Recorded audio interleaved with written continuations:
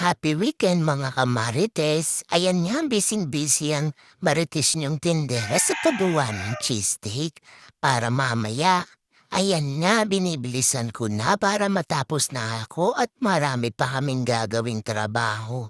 Kung mapapansin nyo, meron kami diyang batang kasama. Ayan nga, sobrang kulit niyan kung ano-anong ginagawa.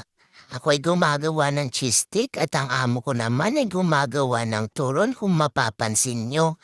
Tapos na rin pala namin ang mani, ang donut namin. Babalutin na lang yung mani niyan mamaya para maihabol sa school at maibenta. Dahil yung batang yan, hindi naman mapagsabihan kung ano-anong ginagawa. At hindi pa nga yan nakontento. Lumapit pa nga sa akin yan. At pinisil-pisil ang bibig ko sa sobrang kulit niyan. Tingnan nyo, dahil tapos na ang trabaho namin, kailangan na namin pumunta ng school.